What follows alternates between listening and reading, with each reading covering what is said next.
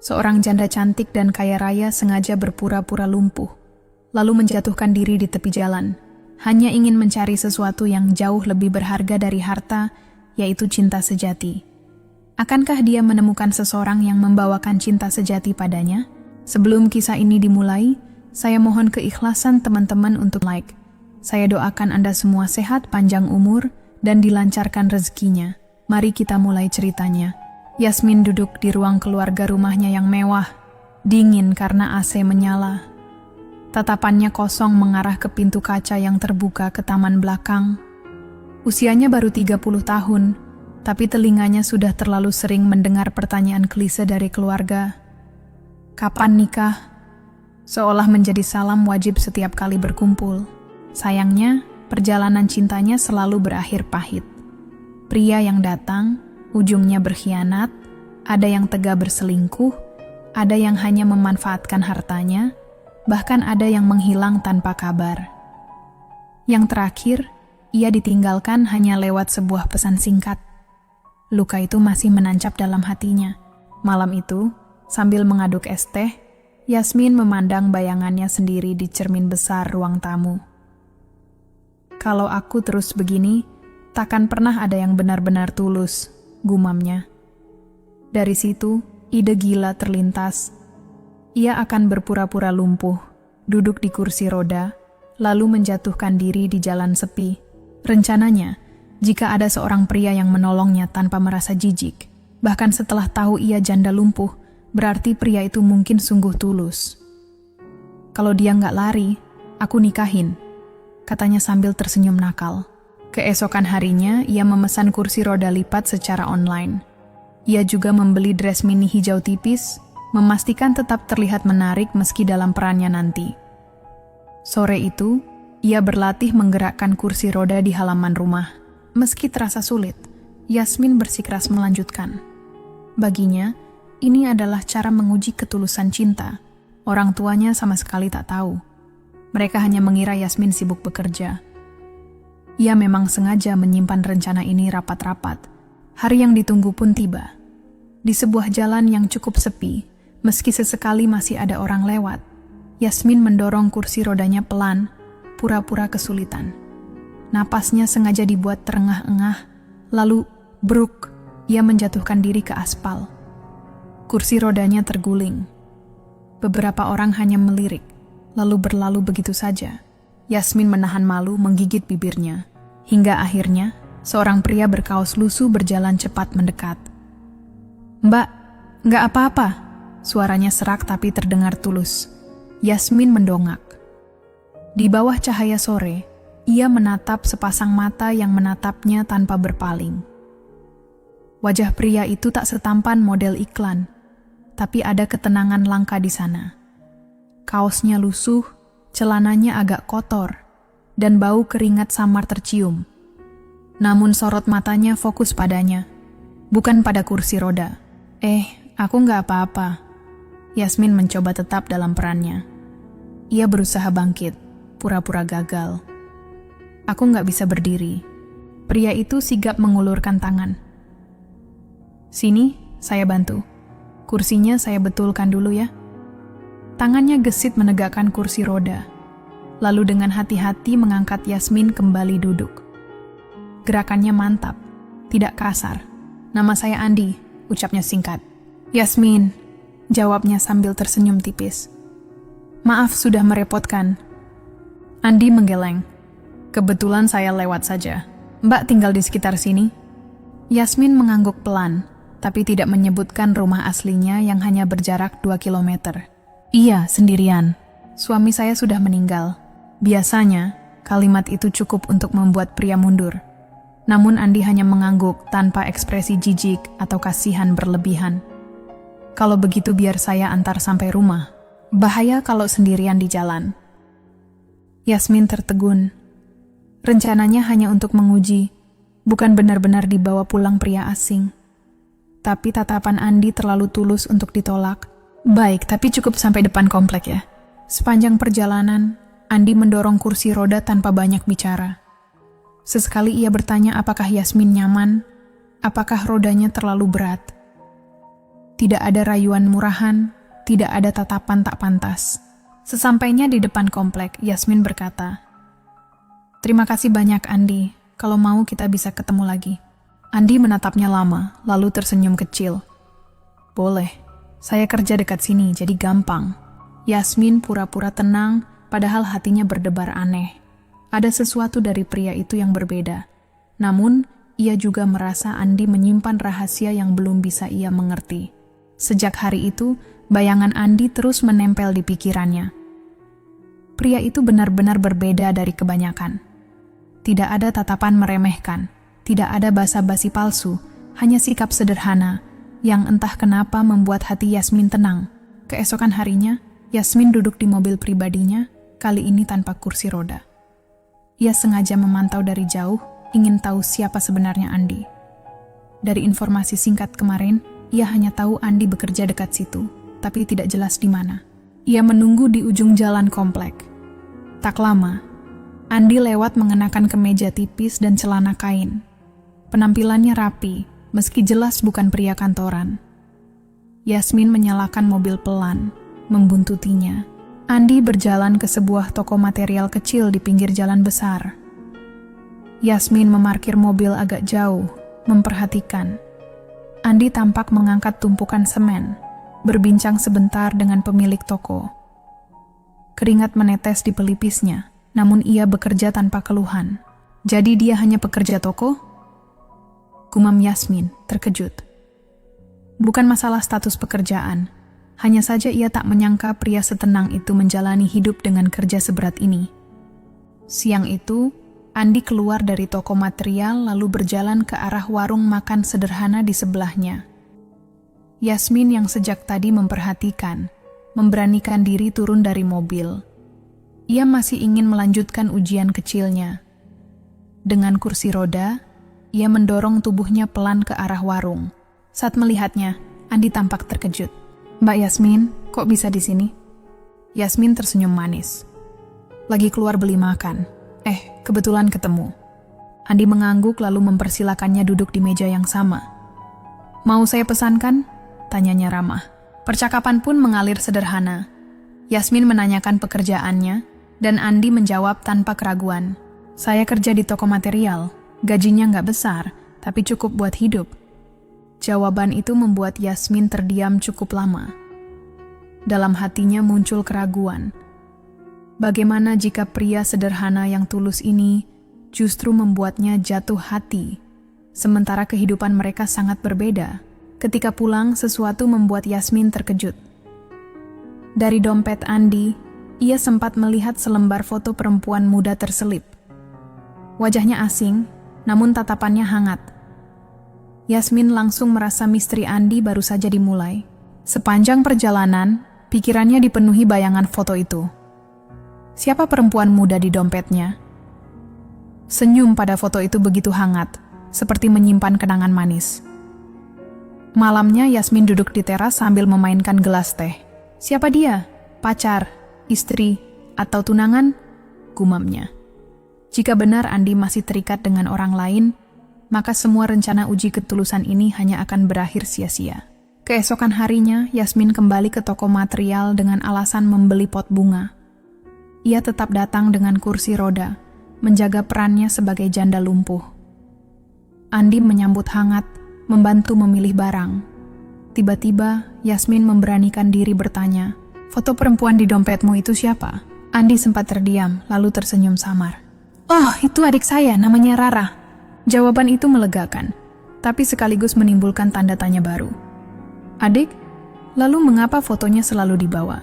Yasmin mencoba terdengar santai. "Kalian dekat ya?" Andi mengangguk singkat. "Dulu iya, tapi sekarang sudah nggak bisa lagi." Tatapannya mendadak kosong, seolah terbawa pada kenangan lama. Yasmin menahan diri untuk tidak bertanya lebih jauh, namun rasa penasaran seperti api kecil yang terus menyala. Ia yakin, di balik senyum tenang Andi, ada luka yang dalam. Setelah mengobrol sebentar, Yasmin pamit. Namun di dalam mobil, ia memutuskan satu hal. Ia harus tahu kisah sebenarnya tentang Rara. Malam itu, Yasmin mencari informasi lewat internet. Ia mengetik nama Andi, menambahkan kata toko material dan lokasi. Tidak banyak hasil yang muncul, hanya satu artikel berita lama, 2 tahun silam. Isinya tentang kecelakaan motor di jalan kota. Salah satu korban bernama Rara, usia 22 tahun. Jantung Yasmin berdegup keras. Adik yang fotonya dibawa Andi ternyata sudah meninggal. Pertanyaannya, kenapa Andi tidak menceritakan hal itu? Dan lebih aneh lagi, berita menyebutkan kecelakaan melibatkan 2 orang. Hanya Rara yang tewas.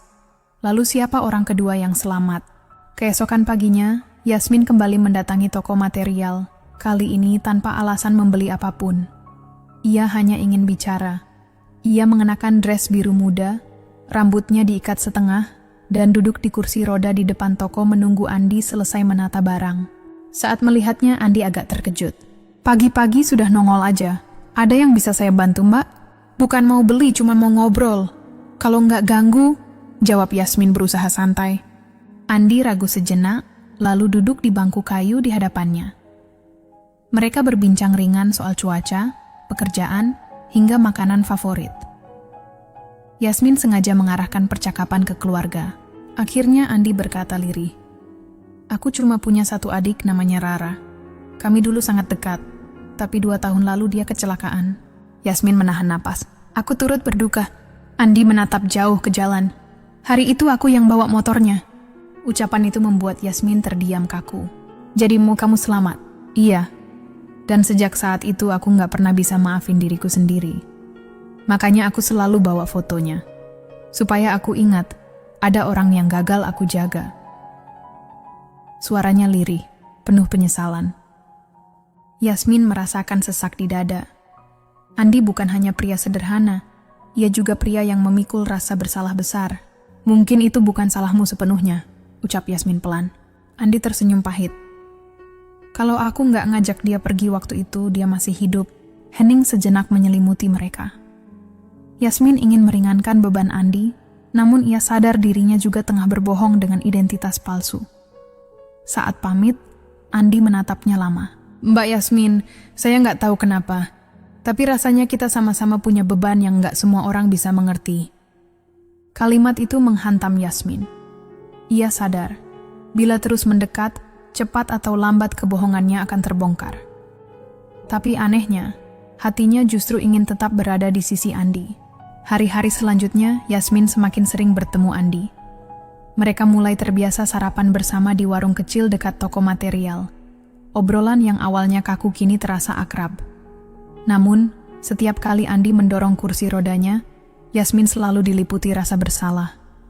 Kebohongan yang ia simpan terasa makin menekan. Ia bukan janda, tidak lumpuh. Dan rumahnya pun bukan di kompleks sederhana seperti yang ia ceritakan. Sore itu, saat Andi mengantarnya hingga gerbang komplek, Yasmin hampir saja membuka jujur semuanya. "Andi, sebenarnya aku..." ucapnya lirih.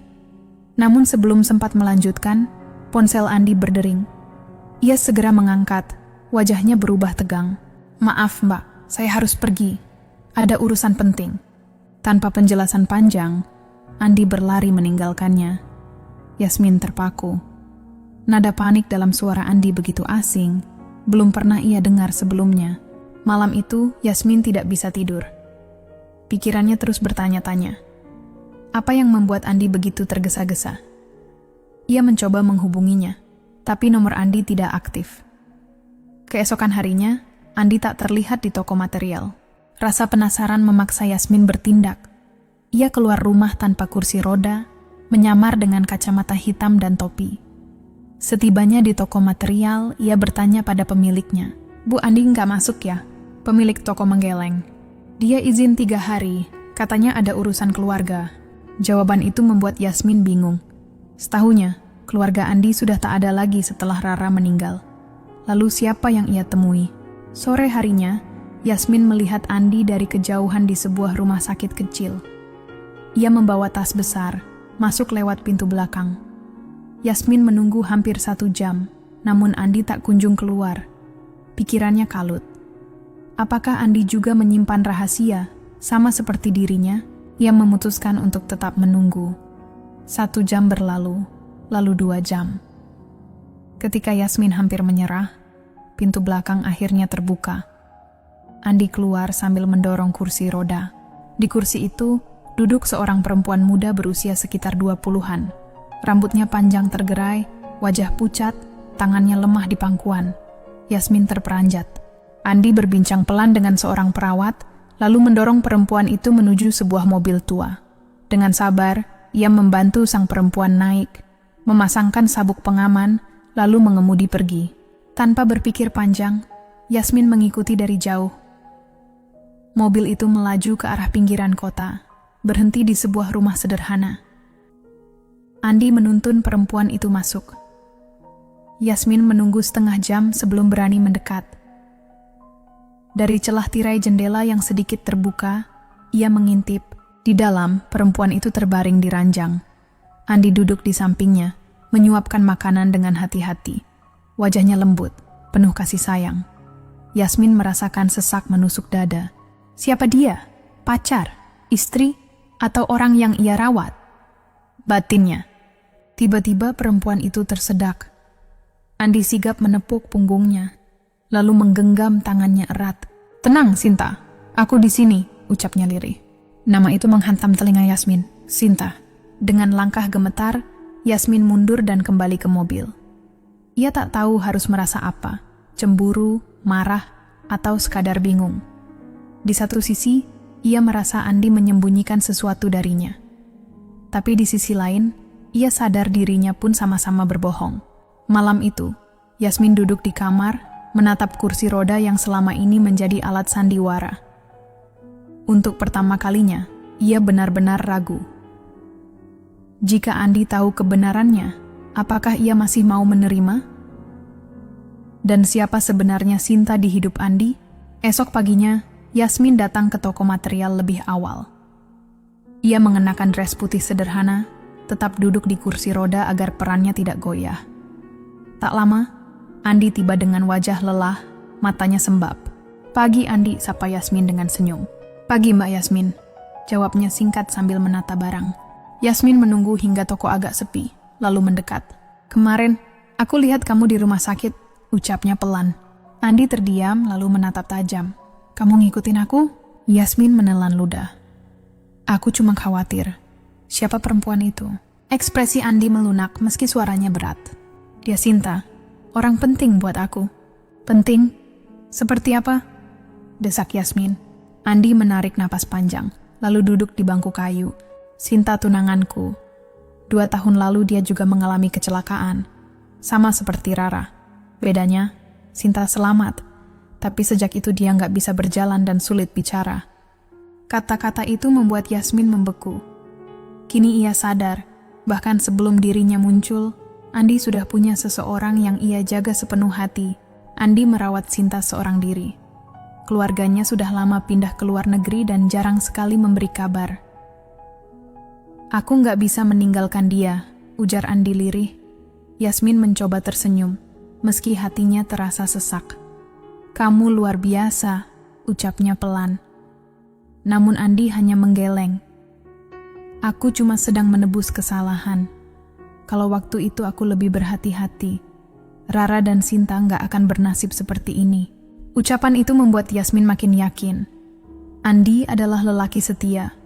Namun sayangnya kesetiaan itu bukan untuk dirinya. Malam itu, sepulang dari rumah Andi, Yasmin duduk lama di kamar. Tatapannya kosong ke arah cermin. Ia bertanya dalam hati, sampai kapan ia harus hidup dalam kebohongan? Yasmin sadar, sebesar apapun usahanya, Andi tidak akan berpaling dari Sinta. Tapi sisi egoisnya masih berharap ia punya kesempatan. Keesokan harinya, Yasmin datang membawa sekotak kue ke rumah sederhana tempat Andi merawat Sinta. Andi tampak terkejut. Mbak Yasmin, kok tiba-tiba ke sini? Yasmin tersenyum lembut. Aku mau ketemu Sinta, boleh kan? Setelah ragu sejenak, Andi mempersilakan masuk. Sinta tampak duduk di kursi roda di dekat jendela. Wajahnya pucat, namun tetap cantik. Yasmin mendekat sambil memperkenalkan diri. Halo, aku Yasmin, temannya Andi. Sinta menoleh pelan. Bibirnya bergerak, tapi tak ada suara keluar. Yasmin berusaha mencairkan suasana dengan cerita ringan. Andi masuk ke dapur menyiapkan teh, meninggalkan keduanya. Saat itu Yasmin sempat mengamati Sinta lebih dekat. Ada sorot mata sendu, seolah mengerti sesuatu. Tanpa sadar, Yasmin berdiri untuk mengambil tisu. Baru ia sadari, ia telah melakukan kesalahan. Sinta menatapnya kaget. Meski tak bisa bicara, sorot matanya jelas penuh tanda tanya. Yasmin buru-buru duduk kembali. Detik berikutnya, suara Andi memecah ketegangan. Tehnya sudah jadi. Hari itu berlalu seperti biasa, tapi Yasmin gelisah sepanjang jalan pulang. Ia takut Sinta akan menceritakan rahasia itu pada Andi. Namun entah mengapa, Yasmin merasa Sinta memilih diam. Malamnya, Yasmin berbaring dengan pikiran penuh rencana. Ia tahu, cepat atau lambat kebohongan ini akan terbongkar. Satu-satunya cara hanyalah membuat Andi melihatnya sebagai seseorang yang layak diperjuangkan. Walau ia tahu, hati Andi tetap milik Sinta. Beberapa hari kemudian, Andi mengajak keduanya berjalan sore di taman dekat rumah sakit. Udara sejuk, pepohonan rimbun, dan kicau burung membuat suasana terasa damai. Yasmin di kursi roda, sementara Andi mendorong Sinta. Mereka berhenti di dekat kolam. Andi pamit sebentar membeli minuman. Kini hanya ada Yasmin dan Sinta. Sinta menatapnya dalam. Perlahan jari-jarinya bergerak di atas pahanya, menulis kata, "Kamu bisa jalan." Seketika Yasmin membeku. Sebelum sempat berkata apa-apa, terdengar teriakan. Seorang anak kecil tercebur ke kolam. Refleks, Yasmin bangkit dan berlari menolong. Ia mengangkat anak itu ke daratan. Orang-orang bertepuk tangan, memuji keberaniannya, tapi di antara kerumunan, Andi terpaku. Matanya menatap Yasmin, bukan dengan kagum, tapi penuh keterkejutan. "Kamu nggak lumpuh?" Suaranya tajam. Yasmin terdiam, napas terengah. Air mata jatuh sebelum kata-kata terucap. "Maaf Andi, semua ini cuma sandiwara. Aku cuma ingin tahu, kalau aku punya kekurangan, masih ada nggak yang mau menerimaku?" Andi menatapnya lama. "Kamu kira kekurangan hanya soal fisik? Kebohongan juga kekurangan, Yasmin." Sinta memandang keduanya bergantian, matanya berkaca-kaca. Andi menggenggam tangan tunangannya erat. "Aku nggak marah karena kamu bisa jalan. Aku marah karena kamu nggak percaya kalau ada orang yang bisa sayang sama kamu tanpa syarat." Yasmin menunduk, menahan tangis. Andi menghela napas, lalu mendorong kursi roda Sinta pergi. Yasmin hanya berdiri kaku, menatap punggung mereka menjauh. Saat itu ia belajar satu hal. Cinta sejati tak perlu diuji dengan kebohongan. Dan kadang, kehilangan seseorang bukan karena kita tak cukup baik, melainkan karena kita tak cukup jujur. Terima kasih kamu sudah menyimak cerita ini. Sampai jumpa di cerita berikutnya.